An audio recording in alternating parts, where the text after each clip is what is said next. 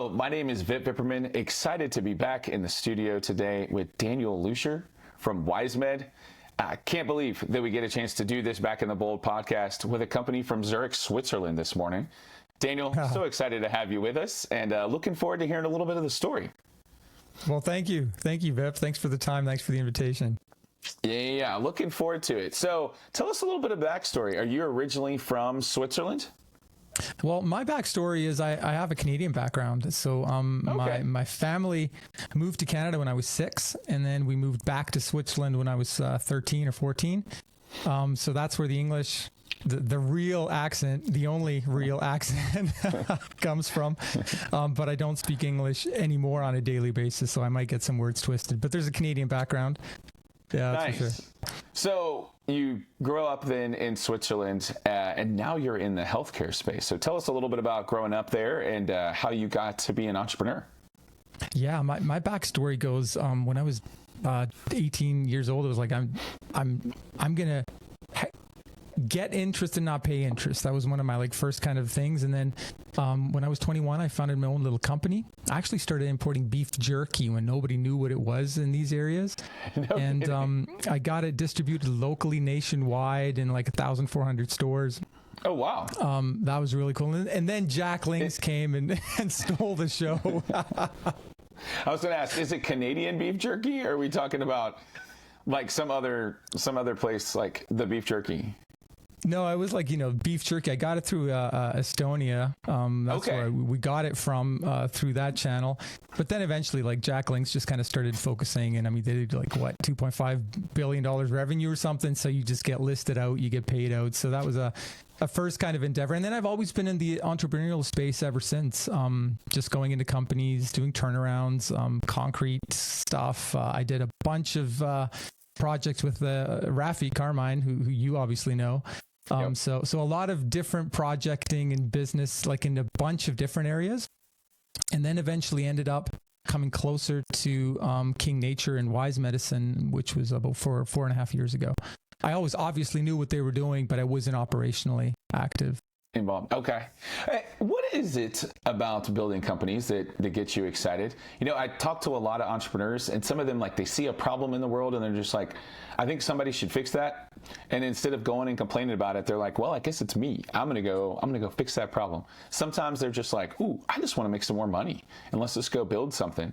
But what was it about a beef jerky business and a concrete business and a healthcare business? What got you excited about that? I think I just love to pioneer. And I don't see the dollar signs. It's more of that's a challenge. That's interesting. That's cool. Let's try that. And there has to be something, if it's too easy and too many people would do it, that's kind of like a sign, don't do it. There's something I'm missing, something easy I'm missing. So I think it's just this drive to pioneer into new endeavors. That's awesome. I like that for sure. Yeah. Well, speaking of new endeavors, the healthcare space and the work that you guys are doing is definitely quite on the cutting edge. So tell me a little bit first about the problem that you guys saw at WiseMed that made you want to get involved, that made y'all want to build this. So WiseMed was founded around 6 years ago. It started kind of the same people that founded King Nature. We do supplements here in Switzerland. It's a company that's about 12, 13 years old now, or 13, 14 years old. And so we do, high quality, just the best we can do supplements. And from there, my father, actually, Heinz Luescher, he started his own clinic and has always kind of been in that new world. For him, it was a new world, but he just felt God calling him to go into that world. Naturopathic kind of medicine, going into, what does nature have to offer and how can you take what is natural, then combine that biochemically, make it compelling, change it up so, your gut can actually absorb it and actually treat people with it, but coming from an MD's mindset, not just some random, whatever. I believe, here in Switzerland, you've got in all these mountains, you have these little villages where, sometimes they'll just hold, they'll do the pendulum swinging and it's no, it has to have an evidence-based background. Everything else is just not what we want to do. So that kind of got him going. And that then turned into Wise Medicine. So it was just a little clinic that he started by himself. And then 6 years ago, that turned into Wise Medicine, where we actually started our first practice in Winterthur, which is close to Zurich. And it's like we're on a mission. I mean, it's about we exist to restore health, to release new life. That's what was written on the hearts. And that's just what we're pushing. And it's not a money thing. It's a deep thing that was put on the hearts. And these guys, they just ran with it. And so now I'm in the CEO role for 4 months or 3 months now, taking over the reins to kind of go into new directions now. But that's the backstory of Wise Medicine. So what is the types of the types of illness that you guys deal with? When you say clinic and then practice, in America, that could mean a bunch of different things. A lot of times it's like a family practice. So ear, nose, throat, kind of common sicknesses and that kind of thing. For other folks, they might specialize in different types of medicine. What is it that you guys specifically are doing and types of cases that you guys might cover? We call it Swiss Integrative Clinic. So your standard patient is a patient that's been doing pretty much everything through the conventional medical system here in Switzerland, and he's just at the end of the rope. So we're not talking about acute stuff. So if you have like a stroke, or something, I mean, thank God for conventional medicine. Like, we're just state of the art. It's so awesome to have those kind of, treatments in the hospitals. But we find that MDs, they know how to treat something when it happens, strokes and that kind of stuff, but we don't really know how to keep the population healthy. We don't really know how to keep people healthy so they don't get into these situations. So that's actually kind of where we're focusing on. It's more of like, what's actually the cause of your sickness? So those are the people that are coming. People that are like, I'm just getting, I don't know, more cortisone. It's just always the answer. More antibiotics. That's all they're giving me, medicine. But they're like, it just keeps on coming back. So it's chronic, issues. That's where we focus on, and where we just see that, natural stuff coming, evidence-based, micronutrients has some awesome answers. Nice. And so talk to me a little bit about the team that's in the background doing this. Because when you talk about evidence-based, but you also talk about natural, it seems like a unique combination of doctors. That can't be. Right. So, yeah, who's involved? So it's always led by MDs. So we employ MDs that have that background, because that, puts like you're evidence-based. That's where your schooling's coming from. So that's like the spearhead is the MD. And then it's the MD that's interested through, working, that he's seen, I'm just kind of at the end of my rope as well with certain diseases and chronic issues. There has to be more. And those people are starting to reach out and say, like, what else is there? What's the reason for things to happen? So that's kind of like how we spearhead. It's MDs. That's it. And then around those MDs, we build therapists, and this can be like well, I got the Swiss words, but like the people that do the Faszien, I don't know, like muscle stuff, treatment, massage stuff. Yeah. It can be like hormone therapies, like specialized for women, that kind of follow up. They follow suit after you have the MD that connects. And then that guy kind of leads on to different therapists that then support, the MD's decision. So that's kind of how we're building. So we have, my father's still the lead guy. He's a CMO. And then around that, we have just a small, tight a team around me, my COO and my head ops guy. And we're just rolling like very, very quick. And just let's move, like speed over perfection mostly. Yeah, nice. So now that you've been in operation for about 6 years, you guys have kind of, and we'll say, like, mastered the science that you guys are doing, the work that you guys are focused on. You guys are actually starting to expand into new clinics and different parts of the country. Is that right? Talk to me a little bit about that. Yeah, we have 4 clinics at this point in Switzerland, and always looking for more. The bottleneck's always the MD.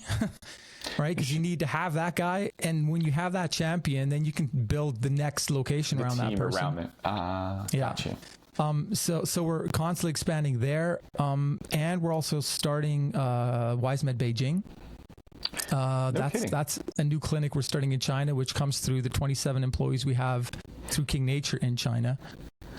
So it's kind of a combination, like having supplements and having, clinics that just works together, because you need like good stuff to actually treat people. And most of the stuff on the market is just crap. So yeah. So when I was in China, I lived there about 6 years. One time somebody said, "Hey, I found this new like medicine. I want to give you some of it." And that like I looked up the character that was on it because at the time, like my Chinese was decent speaking, but reading and writing I struggled with a little bit. And I found out like it was basically ground ants. Like, and I was like, wait a minute, like, this is what you're giving me, to heal some, for healthiness, overall. It was kind of fascinating. And then, a lot of different other types of things that you would go into different places and kind of see the doctors and that kind of thing. I remember some guys when they came to States looking at a deer antler chandelier, because we're Texas. There's a lot of people who like hunting. There was a chandelier that was made out of deer antlers. And they were like, man, in China, that would be extremely valuable, but they would never make a chandelier out of it. They would ground up the antlers and use it also for a different type of medicine, like something that you would drink in a tea or something like that. So talk to me about like what you guys are providing and that type of thing versus, the types of things that you might potentially see in a Chinese health shop. Mm-hmm. I mean, yeah. You're just going for it, right? Because a lot of this stuff is like, where's the evidence? Does that even make sense? And then it's just, it's just, experience medicine, right? That's what they just kind of pass through. So we focus again, you have the MD and depending on what patient you have, but a lot of times you have gut-related issues that are the cause of many of the immune system issues that then proceed. Gotcha. So like if your immune system is basically a reaction of the power it's getting to actually solve its problems, right? And so you've got a lot of micronutrients that do play into that role, and that's not some voodoo. I mean, that's just like vitamin D, magnesium. Like this stuff just works, and it's just not a part of our conventional medicine that we have here, right? Yeah. So I think we don't go overboard. It's like, no, wait a second. There's science, okay? Vitamin D is essential for your immune system. Right. But we live in a system here in Switzerland where it's like, no, vitamin D is not that important. Like that's what's said. And anything like over 800 units daily, they say is like dangerous. And that's like the conventional medicine approach. I mean, a teenager going like for a day in the sun at the lake without a t-shirt and like, maybe putting on some sunscreen like half an hour later, it's like you're probably producing like 10,000 units of vitamin D and it's not killing you. But here in Switzerland, it's like, no, everything off of 800 is dangerous. So we're kind of going in that region to make basics that are patented. Right. More important for your ground health to actually get your system going again. That's really cool. It's awesome. Well, can you give me a story about one of the patients that you guys have worked with that's seen, recovery, health, that sort of thing from your experience? It's always fun to hear that human element of the life that was changed. Well, I mean, the doctors could probably tell you tons of stories. I mean, they're booked for the next 6 months. I mean, their waiting lists are just packed.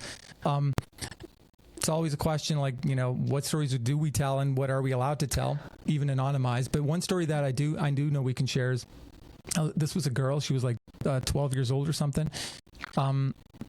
She just close to anorexic, like she was getting really, really thin. Her immune system just wasn't picking up, like her gut wasn't working. And so it does all her tests. She goes to like the children's hospital. They get her like psychologically tested at, cause like we can't find anything. There must be a psychological issue. They say, well, she's actually kind of okay. It must be just some mental issue that we're not, gathering. And this process was going on for like 2-3 years, long just journey of these parents. And they eventually end up in my father's and Heinz's clinic, and he just gives them like, some curcuma and 2-3 other things just to get the gut going again. And after like 2 months, she's gained, I think like 6 kilograms. What is that in pounds? But like, that's a lot for like her. 14 pounds or something. 15, just gaining weight again because somebody actually took a look and said, wait a second, your gut is inflamed. It's not working. Like it's not functioning. And that's such a simple thing to do, but like the comparison's different, like 2 to 3 years of just journeying around and nobody really being able to help. So those are the kind of stories we get. Yeah. A family that's without hope anymore. Yeah. Who now is like, hey, we actually have a potential solution for this. Yeah. That's awesome. I mean, being in, healthcare, having kids, you're always concerned about your family, the kids that are in your life, especially, and the people that you care the most about. And so finally finding a solution after years and years and years of looking, it's a powerful thing to transform not only the person who's unhealthy, but the people that are around them, to give them hope again. So super encouraging to hear the work that you guys are doing. Go ahead. Maybe one thing I think we also really believe in true healing starts with a conversation. Interesting. Here locally, like the average is 7 minutes per patient. I don't know what it's like in Dallas, but like doctors just kind of whip through patients. So like, what can you do in 7 minutes? If I tell you my shoulder's hurting, you're going to look at my shoulder, you're going to touch, maybe you're going to give me some like cortisone, you're going to give me something, just some painkillers, and then send me back home or physiotherapy. But why is the pain in the shoulder? And that needs time, right? So our first appointments are usually 1 to 1.25 hours, where we actually, like the doctor actually gets time to listen to the patient. And we're seeing that in itself triggers something that we are not, you can't measure it, but it seems like the patient is taking responsibility through the conversation of his own health. And that in itself actually triggers something amazing, because we do believe it's body, soul, spirit. Like everything kind of works together. And if you don't have time or just 7 minutes, you're just never going to be able to actually take a look. So that's one thing we definitely focus on. And it's making a huge impact on these people's lives. Yeah. Well, and I mean, as an entrepreneur, you always think about, you got to listen to your customer.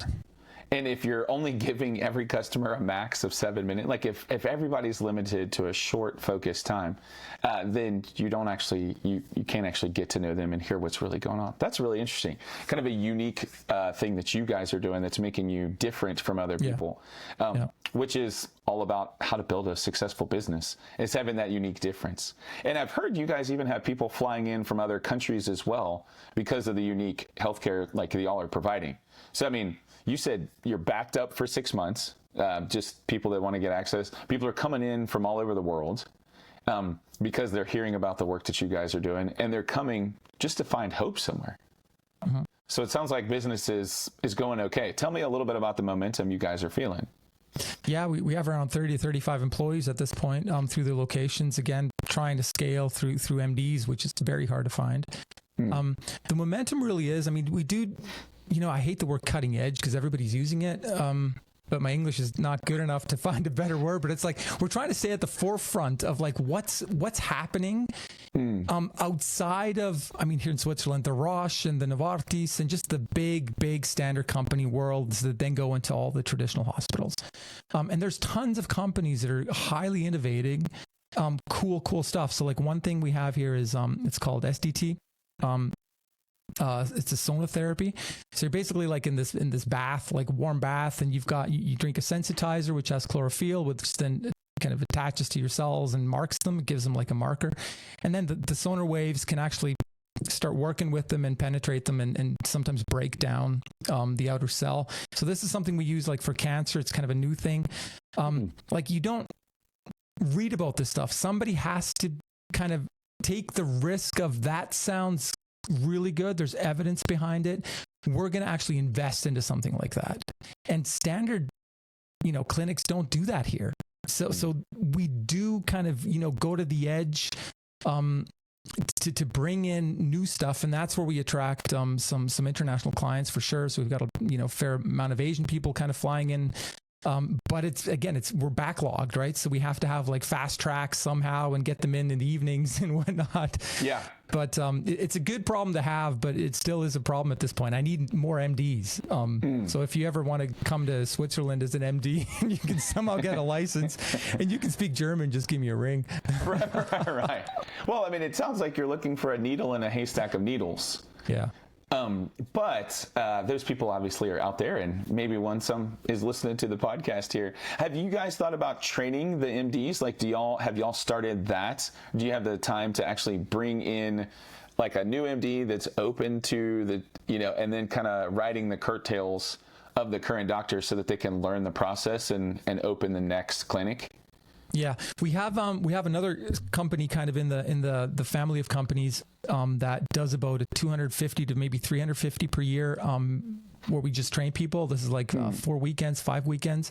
Okay. There's a bunch of like schooling things we do through that. More focused on therapists at this point, because the doctors, they do have like, a higher standard. Yeah. So this is something we're working on AI as well, to get something in with the knowledge we have that actually works in an LLM that we can actually kind of, hand over to MDs and say, look, just pop in your questions. So we're putting all our emails we've answered and a whole bunch of different things into that. So we're working on that, because it's a big thing to get, to set those MDs free once they come. Yeah. Well, I mean, we talk about like, how do you take somebody's 40 years worth of medical experience and just hand that over to somebody? But it's amazing how AI is starting to be the solution for that in a lot of ways. You got to be careful, obviously, in healthcare that you don't misrep.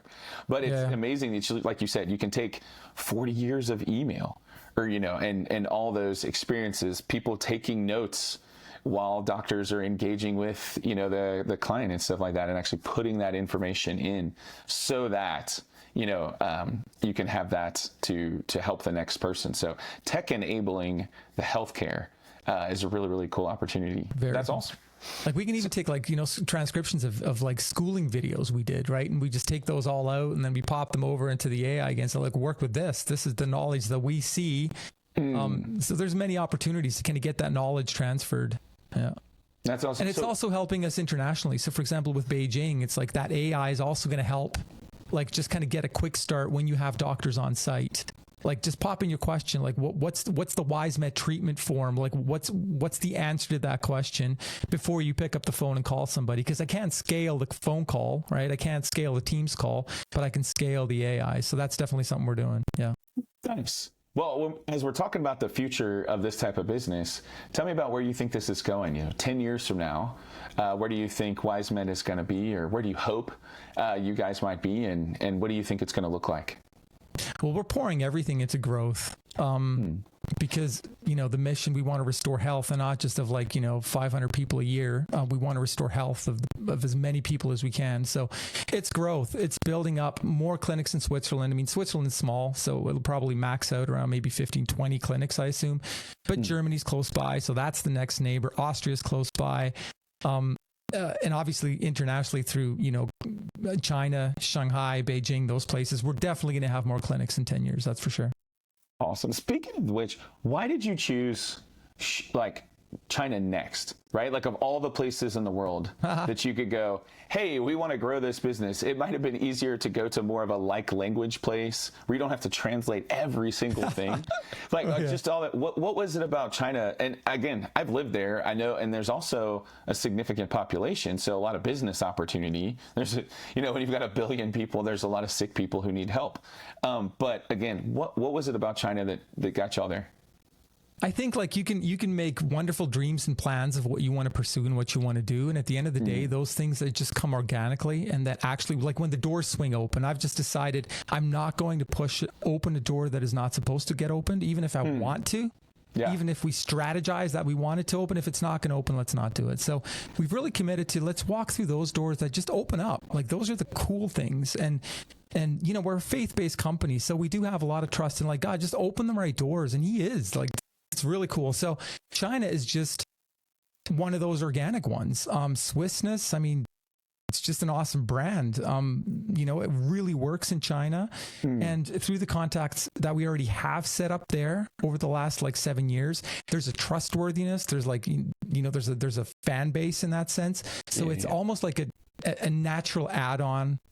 And then I just love going through those doors because things just click. Yeah. Nice. And you said you guys are in Beijing, the center of the capital of the country, or are y'all in Shanghai? Beijing. Okay. Awesome. And so talk to me, one of the things you mentioned is we don't want to just serve 500 people a year. We want to serve thousands. You know, you said you've got 4 clinics in Switzerland and 1 in China. About how many patients does a clinic see per year?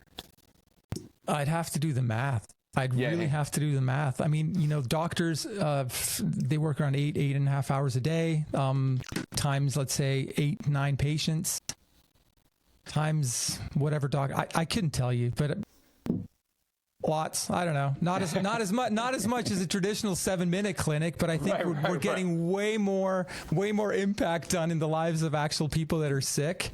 Yeah, but you're into the thousands for sure. Yeah, sure. At this point. Yeah. Okay. Yeah. With the goal of getting to the hundreds of thousands, right? Yeah, absolutely. And you know, we're also spreading our we have that's kind of another player. It's Vitalstoffmedizin, which basically means micronutrient medicine. Okay. We also just feed videos, and we do like our doctors go on there and just spread news. It's just like for free, and we just have months with like millions of views and so just, this is social media that you guys are getting out, or just like YouTube stuff and okay. Yeah, and because it's a passion to actually change. No way, I have to rephrase this. We don't believe in changing the system. Okay. Because the medical system, right? Like the health. Okay.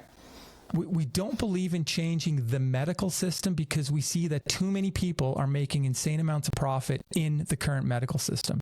We see that we're building like a new kind of light tower that is shining so bright that the day will come where you cannot look at it and say, wow, what's happening there, right? Because so we're not opposing, you know, against what's happening, because that's just kind of a lose-lose situation. We're really building like a new sort of, you know, clinic system where people just have more time, different approaches that eventually we believe will shine. And then will grow and hopefully then actually turn into a revolution where that's going to turn into the standard system where you actually take care of your health and we just don't treat the sick, right? We kind of start switching into, hey, take care of yourself.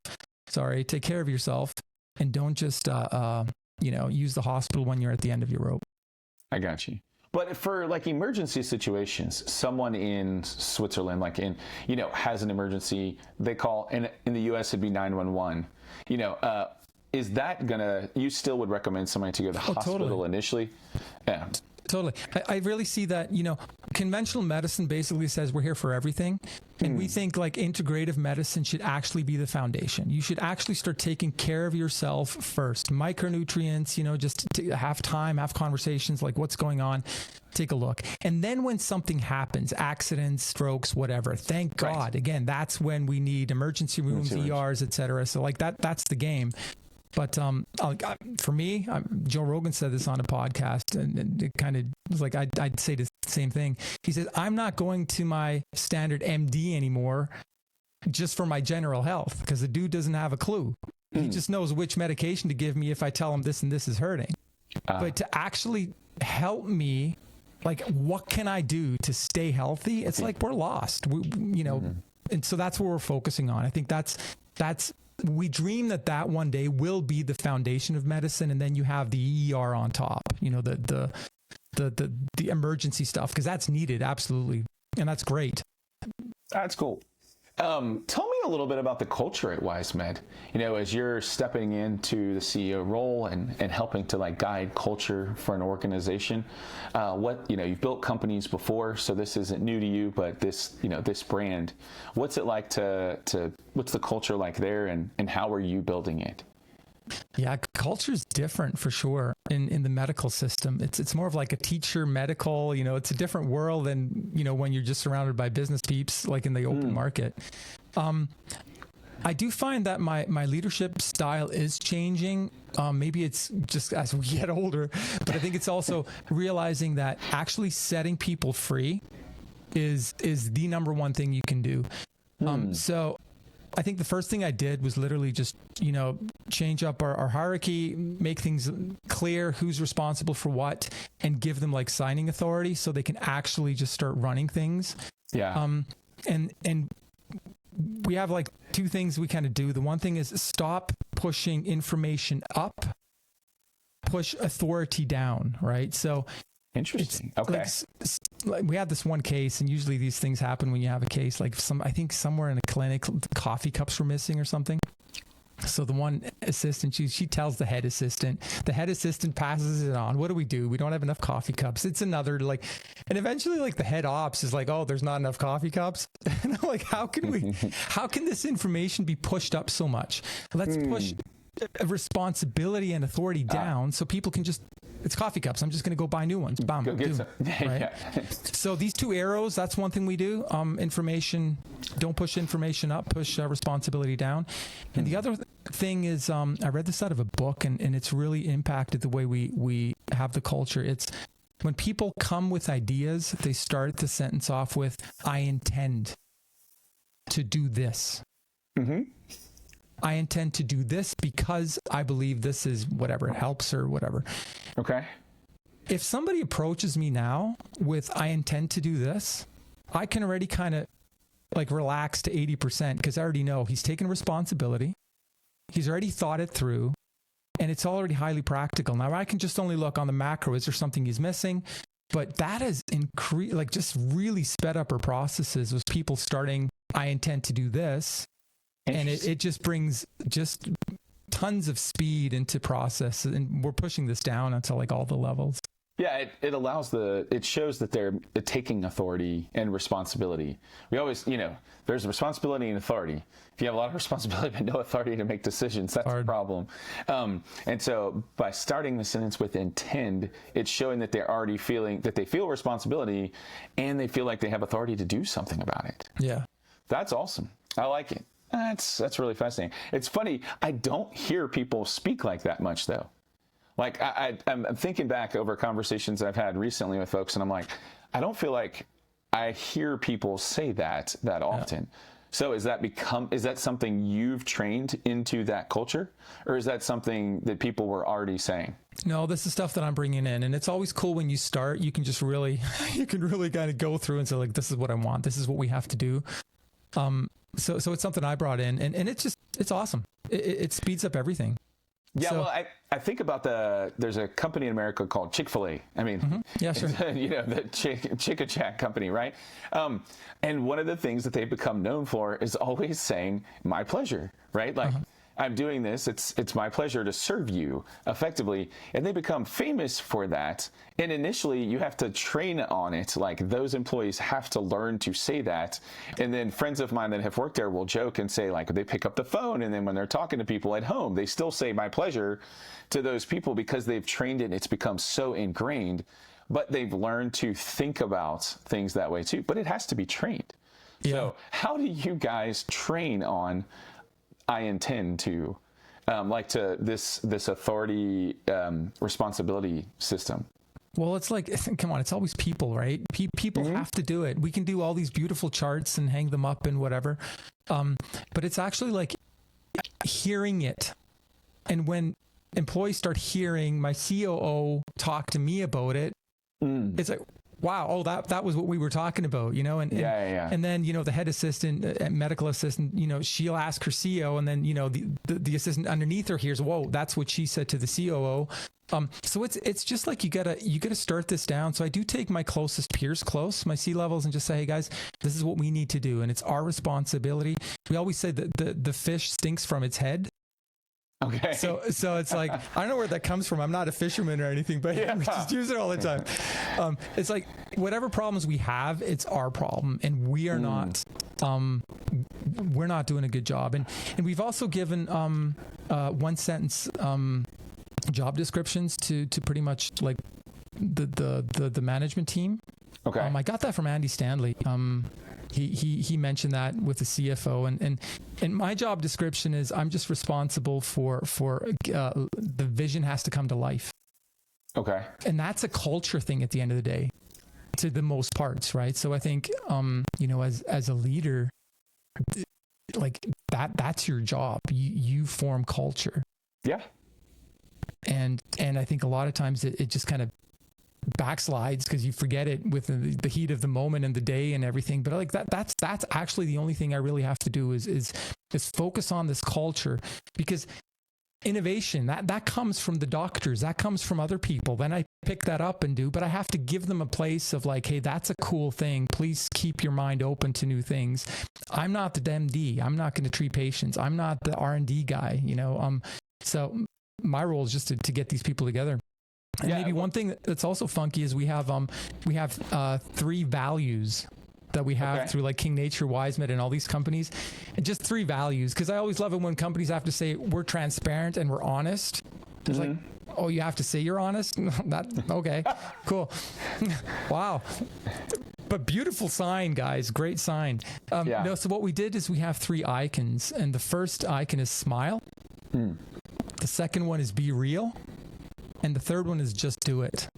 And with these 3 icons, everybody kind of gets it. You start off like happy. Come on, I'm proactive. I'm smiling. I'm respectful. Then I'm real. I'm not going to fake things. And then I just do it. Just do stuff. And those 3 things, is also part of culture that we're really popping into the company. That's awesome. So you are really framing that for the brand and helping the people to be comfortable, innovating and building and creating and getting the things done that need to get done. It's awesome, which is a great way to help a company flourish, is to make sure its people feel both like joyful in their work, but also capable of going and doing. Awesome. Yeah, it sounds like it's a fun culture to be in. Yeah, you should join. Right now, we're delighted to invest. It's been fun to see and grow. Well, man, thanks so much for the time today.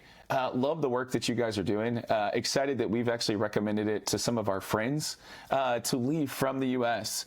After time in healthcare here, to actually, when they got to the end of their rope, to go and actually get help from you guys there in Switzerland, because of the potential and of the possibilities and of the way that you are caring for people and thinking differently. So if folks are out there and they're listening to the podcast, whether they're in Europe or in China or in the US, what's kind of a next step? Do they just go to like wisemed.com or what's that look like? Yeah, how do they get on the waiting list, as it were? Yeah, well, that's a question that a lot of people are asking, even the locals, right? No, just please drop by wisemed.ch. It's CH is the Swiss thing. There's English version. Just go ahead, take a note there, contact, and we do have kind of an international. Not calling it fast track, but it's like an international priority where, people that we know from people, through Eagle, et cetera, that we really do want to also just have this door open for friends that are close to just, give them a spot, even though we're full. Nice. Well, excited about the work you guys are doing. Thankful for the health that you guys are helping more and more people to find. And honestly, we spend a lot of our time at Eagle working with people that are vulnerable in the world, that are living and operating in darkness. And so many of them just want to find light and hope. And it's exciting to be, backing another awesome company that's bringing hope and light into a space where people are struggling. So thanks for your work, man. Enjoy the conversation, Daniel, and hope you have a great rest of your day. Thank you so much, Vip.